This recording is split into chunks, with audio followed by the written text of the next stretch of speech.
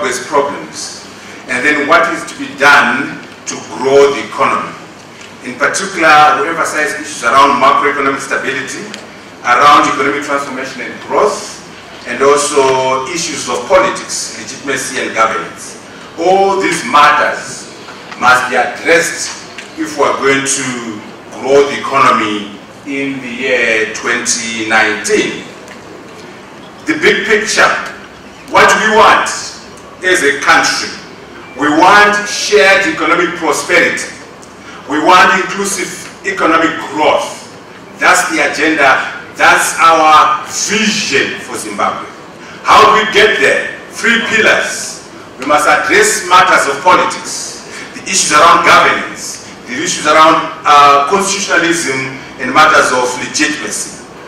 But in terms of the economy, we must address the macroeconomic fundamentals, the currency crisis, inflation. The economic fundamentals must be addressed.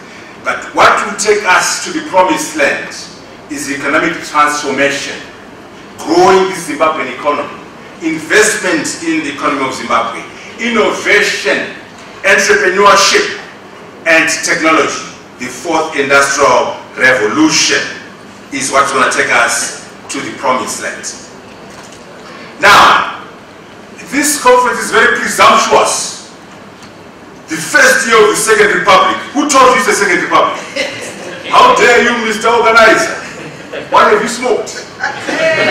Anyway, I don't mind, but we must make sure when we say the Second Republic, we have justification, we have rationale for saying so. When we say we have a new dispensation, we must have justification, rationality, and logic to back it up. So I just want to tease it out of you that please don't abuse these terms. Second Republic, explain to us how it is second. New dispensation, explain to us how it is a new dispensation. Really?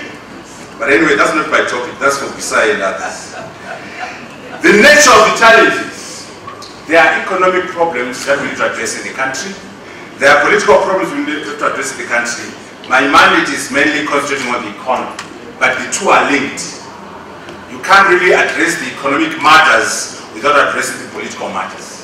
So let us make sure in these 2 days, somehow we emphasize the economy, yes, but we also talk about the matters of politics that affect our economy. What are the challenges which we must address this year in 2019 in Zimbabwe? Low production, low productivity, low capacity utilization, low business growth. We must somehow, Madam Chair, in this year in 2019, do something to drive production, do something to drive productivity, do something to push up capacity utilization, but more importantly, business growth is stagnant at the moment. So the incentives must be in place, the investment must come in place, the enabling environment must be created so that we resolve those matters. There is major deindustrialization in Zimbabwe. The industries, Bulawayo was the industry hub. Major deindustrialization. Somehow, let us stimulate the growth of industries. Let us stop the deindustrialization of Zimbabwe. Trade deficits, a major issue we need to address. Lack of competitiveness. Our products, our exports are not competitive. Our industries are not competitive. In this year, in 2019, we must address matters of the trade deficit and matters of competitiveness.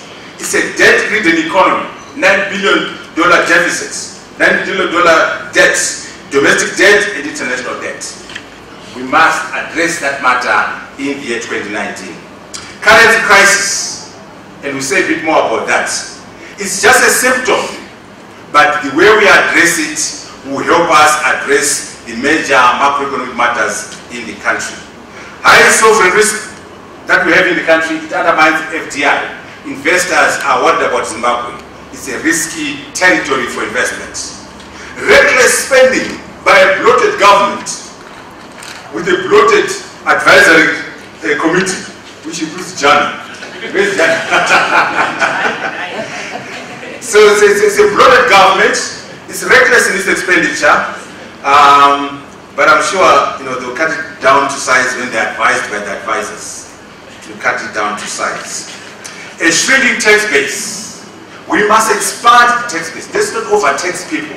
Let us create jobs, create industries, so that the base that is producing the taxes is wider, so that we can solve unemployment, so we can improve job creation.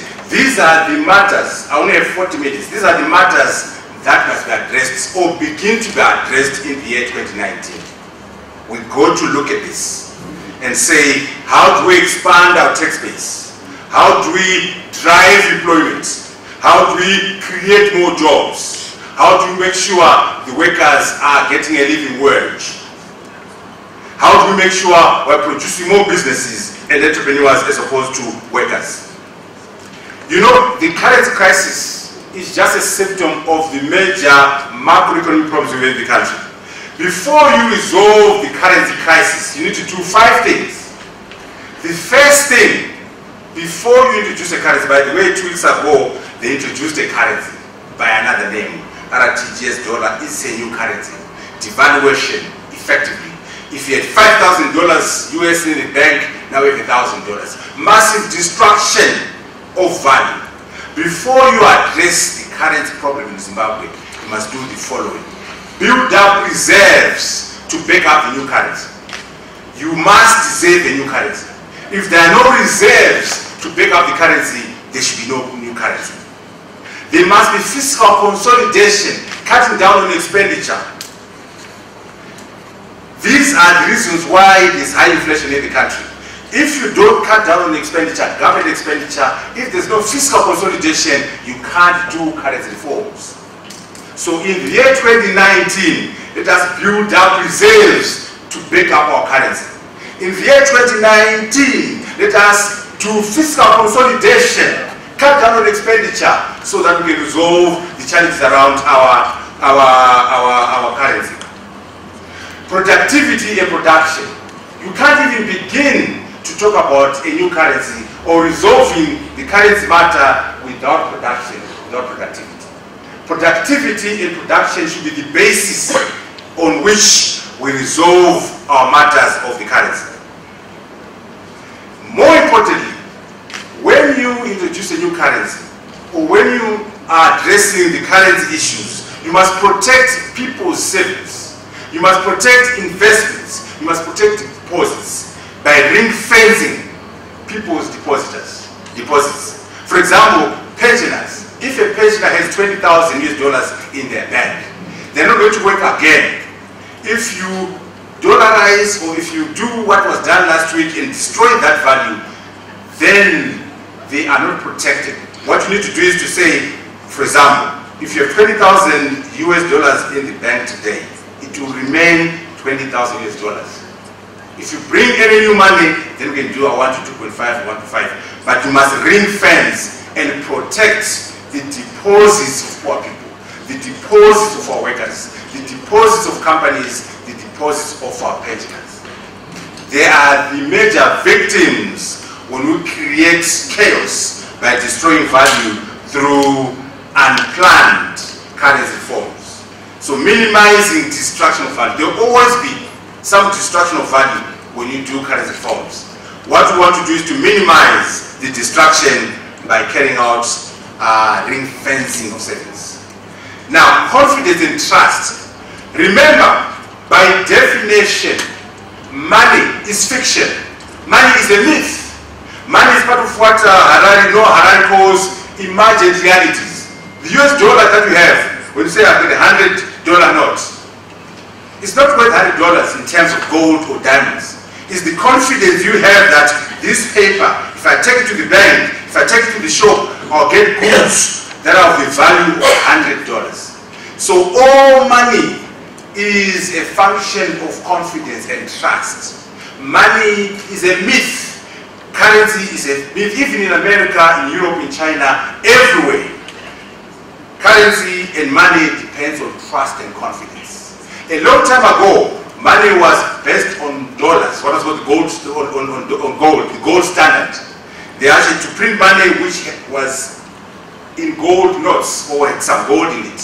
Then they moved from the gold standard to fiat currency or fiat money, where now money is a representation. So in any economy, money has to be based on confidence. Now in Zimbabwe, there's no confidence in the economy. There's no confidence in our politics. What more confidence about our money, about our currency? So it's important that number one, we build confidence in the economy, confidence in the country, and more importantly, confidence around our new currency or whatever currency we come out with. So these 5 things are important before you even discuss what needs to be done about the currency crisis. But remember, when you solve the currency matter, you are only addressing a symptom of the problems we need to address in the economy, but that will help. The political problems, you go to address the political problems if you are going to grow the economy in the year 2019. Why? Because politics is what creates an enabling environment. Right now, the environment in Zimbabwe is not enabling at all. It is disenabling. Why? There's a nagging political crisis of legitimacy. Some Zimbabweans do not accept this president. They're saying, you are not my president. You rigged the elections. So the question of legitimacy must be addressed.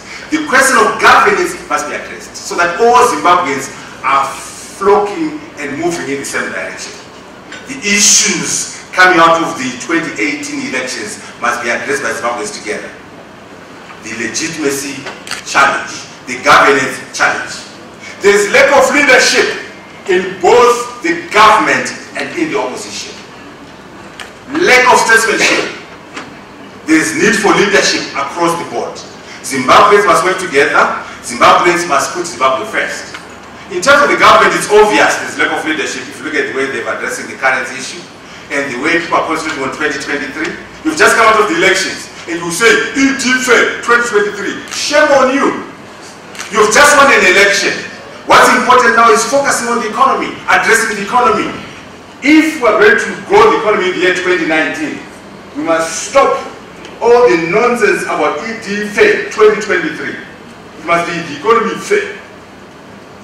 We must address matters of the economy and not the nonsense about 5 years from now. In terms of my friends in the opposition, I have a lot of respect for the opposition. They did very well, even by the rigged elections. 2.1 million votes are a lot of votes. They did very well in parliament and everything. But I also want to urge them to think and be strategic. What do you want? One day, we don't want an inclusive government. We just want reforms. We want to talk about reforms. Another day, we want an NTA. An NTA, by the way, by definition, is where all the parties go aside. You have a technical team of people running the country for 5 years. They create all the conditions that are necessary, and then we have an election. It's a job, because there's no one who accepts that. The opposition won't accept that, because they want to be in power, in government. And ZANU won't accept that. Now, a week ago, here, we want 2 years from Nagabwa, 2 years for FDC. And then the next day, we don't want that. Make sure you are clear about what you want as the opposition. You are the victims, you have issues that have to be addressed, but at the same time, let us see statesmanship, let us see leadership in civic society, leadership in my colleagues in the MDC, and leadership in government. There is lack of leadership across the board. We need statesmanship across the board. No holds barred yet. No sacred cows. Yes for dialogue, but the nature of the dialogue is important. You can't have 20 lumpen elements and bring them together and say, I'm having dialogue. Dialogue of who? Without MDC alliance. Again, if ZANU and the government are serious about dialogue, they must dialogue with the MDC alliance. Those 20 people don't matter. They're irrelevant. We can bring civic society and business and MDC alliance and talk. Why do you need the guy with 2 votes? You want to talk about what? So again, seriousness about dialogue means the nature of the dialogue must be serious and bona fide. It's neutral, convener, and all those good things and so on. Let us have proper dialogue.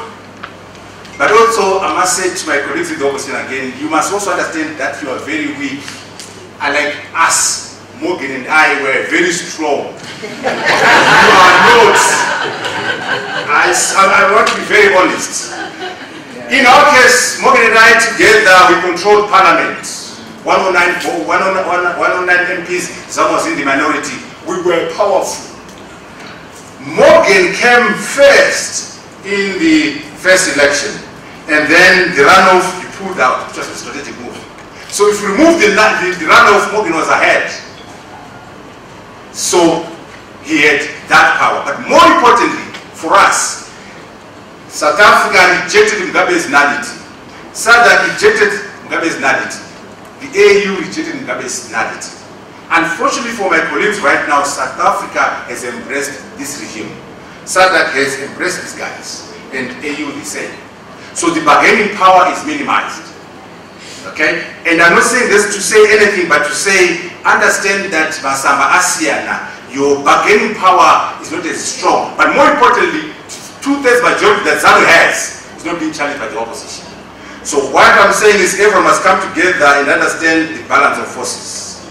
What we want from the dialogue, we want genuine and non-conditional dialogue, which will produce confidence in the economy, confidence in the country, which will produce trust, which will bring cohesion and focus on an inclusive economic transformation, on growth and shared prosperity, on embracing the Second Republic. So the Second Republic will only come in if there is dialogue, if there is an understanding in our country.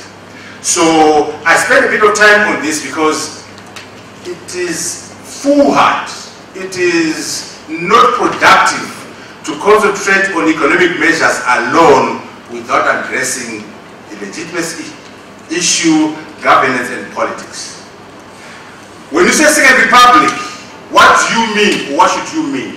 You should mean a peaceful, democratic and prosperous nation. That's not what we're getting right now. We must work together as Zimbabweans to have a peaceful, democratic and prosperous nation. A new dispensation is earned and not declared. And a new dispensation has to be national, has to be collective. And the ambition must have two components.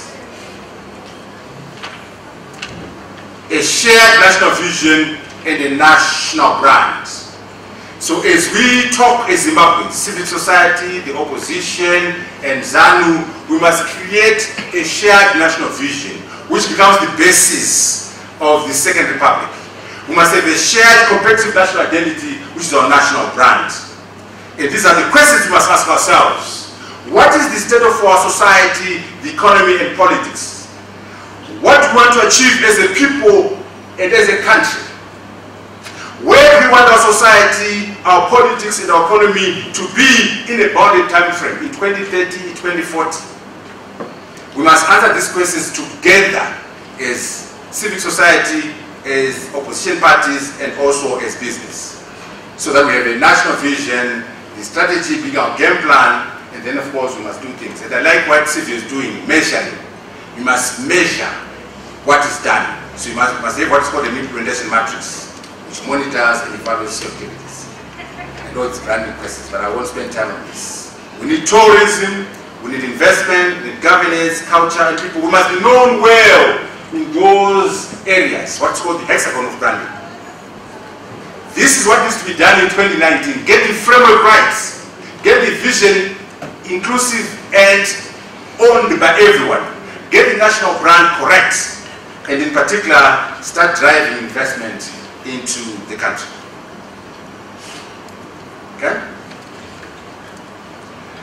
We must go beyond the current entrepreneurship levels, the current technology levels in the country, and embrace what's called the fourth industrial revolution.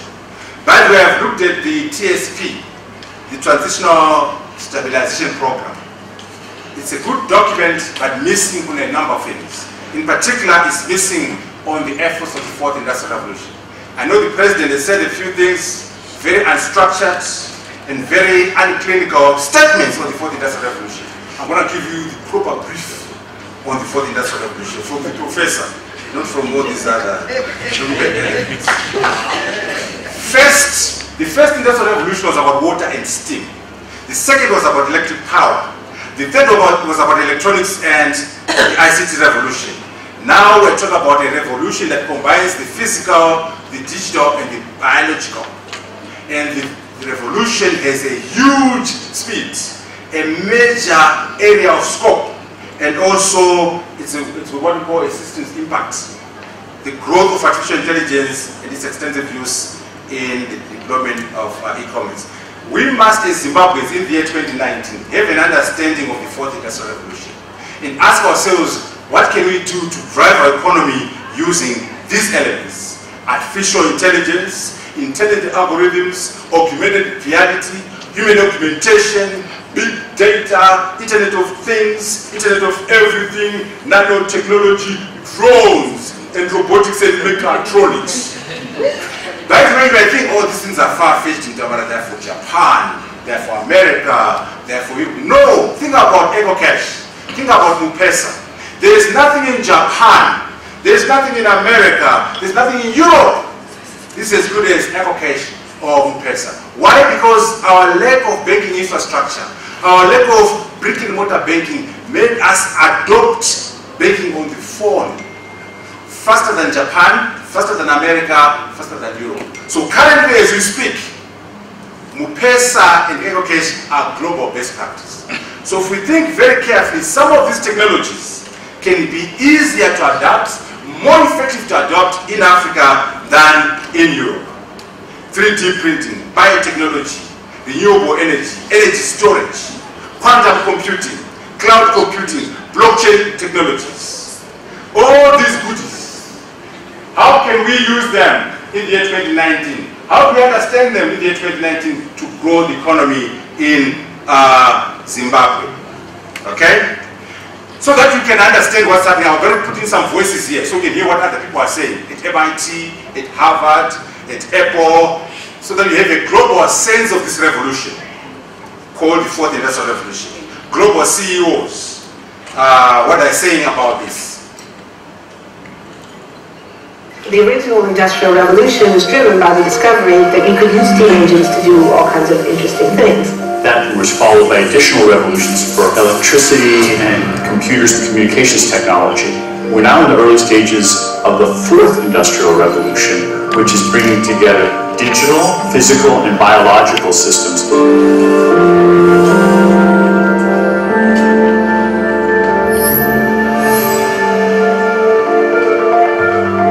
One of the features of this fourth industrial revolution is that it doesn't change what we are doing, but it changes us.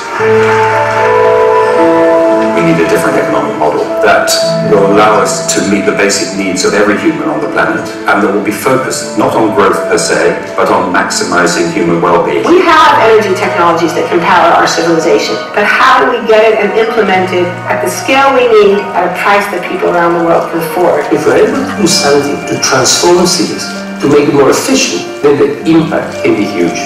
We can use asset tracking, we can use IT, we can use 3D printing to decouple growth from the resource constraints we have. The question of adding quality to quantity, it's really about a diverse, safe, healthy, and just world with clean air, clean water, clean energy. Together we are fighting to preserve our fragile climate from your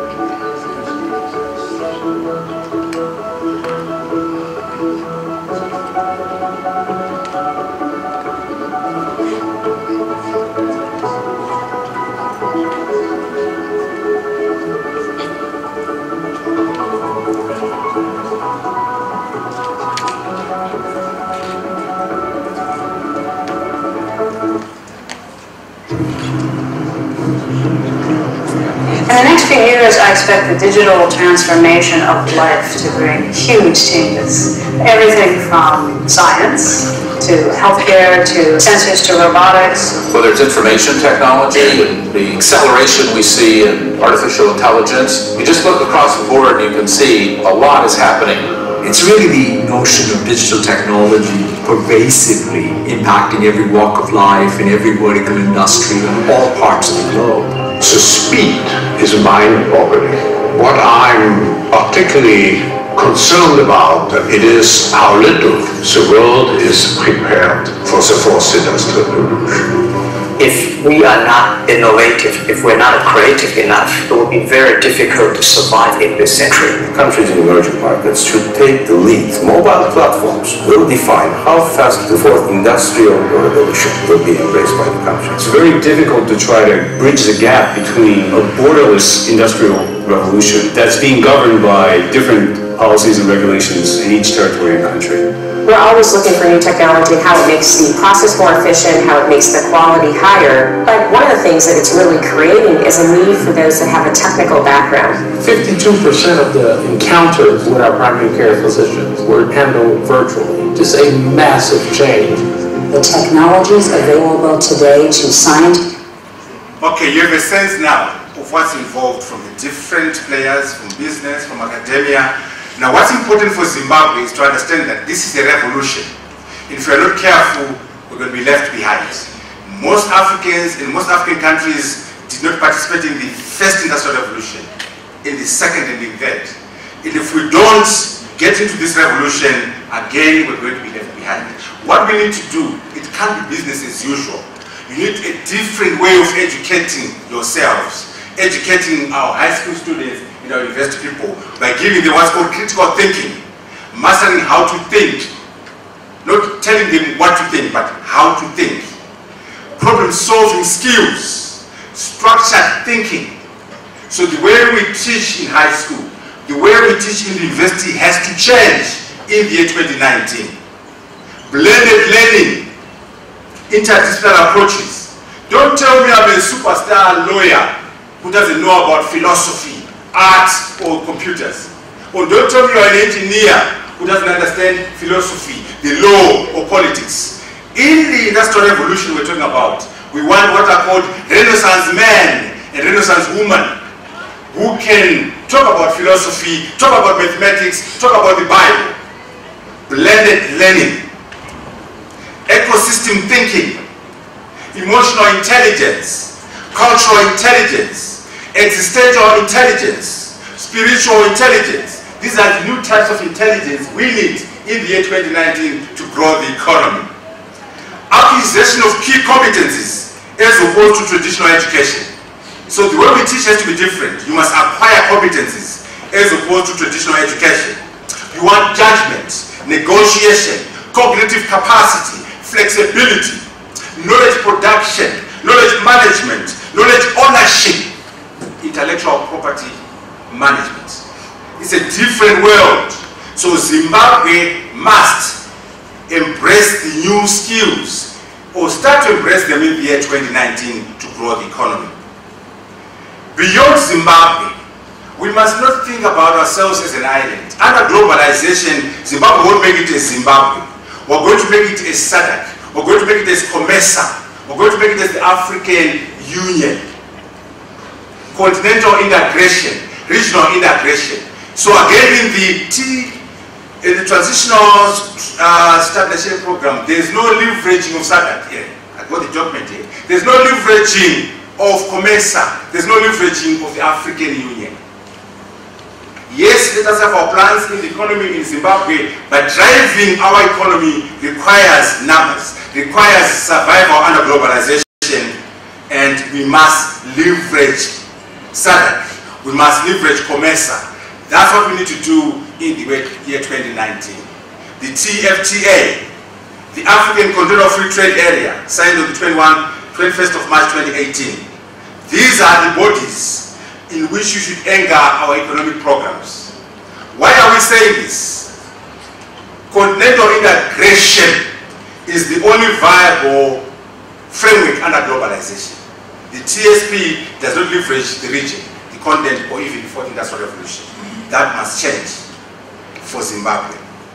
We must leverage the SADC industrial sales strategy, the SADC infrastructure master plan, PIDA, and the EU Agenda 2063. I don't see any reference in the TSP of this program. These are programs driving SADC, driving COMESA, driving the African continent, which we as Zimbabwe, as we seek to grow our economy, must leverage. Why? Because we no longer talk about national competitiveness. We no longer talk about national attractiveness. We are concerned now with regional competitiveness. We are concerned now with regional attractiveness. We are concerned now with continental competitiveness. South Africa will not be attractive if Botswana is not attractive. South Africa won't be attractive if Zimbabwe is in Tomio. An investor in Japan, an investor in New York would want an attractive region, an attractive continent. So these are philosophies and concepts that we need to leverage as we seek to grow our economy in the year 2019. Think about it this way. What's our GDP? $12 billion. What's our population? 30 million people. South Africa, 55 million people. GDP, $350 billion. Botswana, 2.3 million people and GDP. This is chicken change. These are not economies. These are Mickey Mouse economies. Under globalization, they are nonsensical. They are meaningless, South Africa included. South Africa is too small to be a brick. They won't survive under globalization. We will survive and thrive under globalization if we go in SADC. What are the numbers? SADC, 280 million people. What is the GDP? $600 billion. Now we are talking. The FTA area, SADC, COMESA, and EAC, 630 million people. Potential GDP, $1.3 trillion. This is what we need to understand as Zimbabweans in the year 2019 and say, how do we leverage the region? How do we leverage the continent? It gets better. Look at China, 1.4 billion Chinese, GDP $11 trillion. India, $1.2 billion, GDP $12.5 trillion. America, 325 million people, GDP 19. These are now economies, not the other ones. These are serious players under globalization. Here we come as an African. If we work together as the African continent, our population is 1.2 billion people. Our potential GDP is $2.3 trillion. Now it makes sense. Can you imagine if I was to walk up and say, here come I'm the African. I speak on behalf of 1.2 billion people, and behind me I have a GDP of $2.3 trillion. The Chinese will talk to us, not out of love, out of economics. The Americans will engage us, not out of love, out of economics. We must think as Zimbabweans how we can play a role in leveraging the continent, leveraging the 1.2 billion people in market.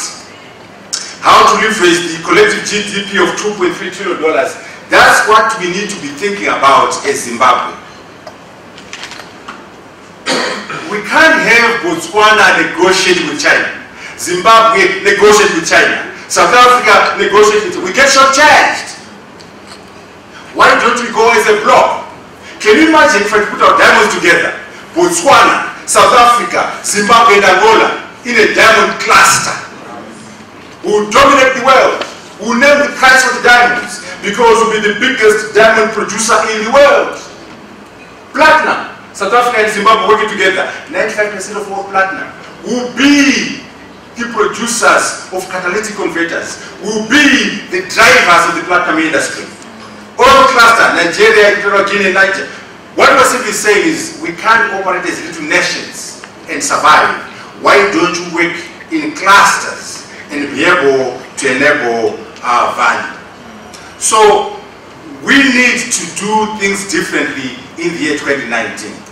And I will summarize, and we can have more information during the discussions in the areas. We must work on our macroeconomic issues, inflation, currency. Let us have interventions that are meaningful so that we grow the economy.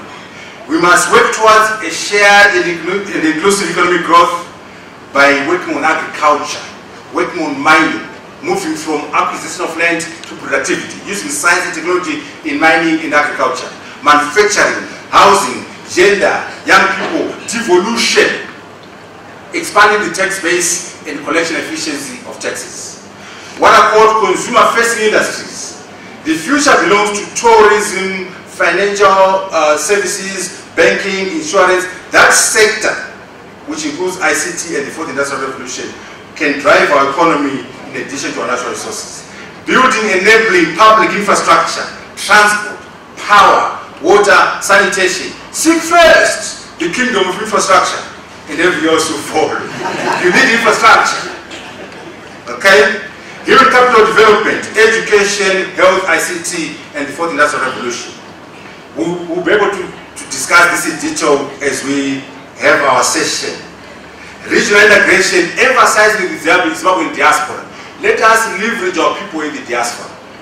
How can we use them to give us ideas, to give us networks, link up to the IMF, to McKinsey, the UN, to give us linkages to resources? How do we link up to SADC, COMESA, the African diaspora, the African Americans, Africans in the Caribbean? How do we leverage them in the Zimbabwean economy? Global issues, sanctions. Guess what? Here's the message on sanctions. There are two types of sanctions. Sanctions you impose upon yourself, and sanctions that others impose on you. My message on sanctions is, we must address the sanctions we are imposing upon ourselves. Misgovernance, sanctions. Corruption, sanctions. Rigging elections, sanctions. Killing our people are sanctions. The government of Zimbabwe has no moral authority to ask anybody in the world to remove sanctions when they're imposing sanctions on the people of Zimbabwe through brutality, through violence, through mismanagement, through corruption, and through the rigging of elections. So fellow Zimbabweans, your mandate, your charge is removing these sanctions you are imposing upon yourself before you even engage what others are doing on you. Dialogue must happen. The rule of law must be respected. Constitutionalism is important. Human rights are fundamental. You can't talk about the economy without addressing politics, without addressing the issues and matters of governance. And of course, implementation is critical. You must have what we call an implementation matrix. And I see they got something in the TSP, but very mediocre. They need help. The TSP is mediocre. Implementation matrix must be very clear. Who's going to do what? When are they doing it? Where are the resources coming from? What are the milestones? How do we measure success? Implementation, monitoring, and evaluation are fundamental, but done in a systematic and structured manner, not as done in the TSP.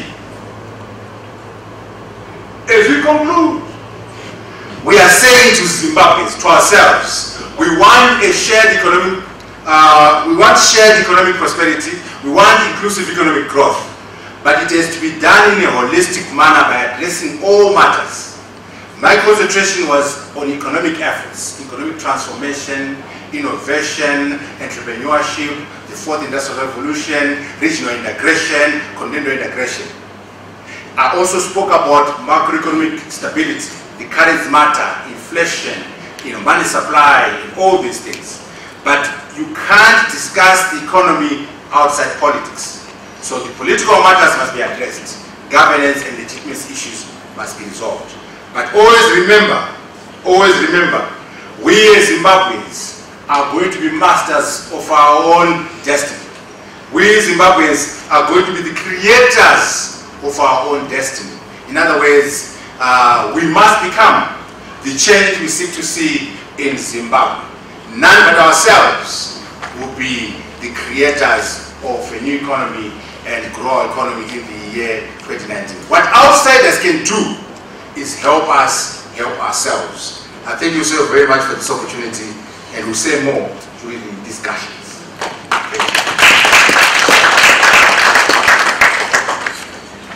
Okay, thank you so much, Prof. You may take a seat while we get the other discussants to join us.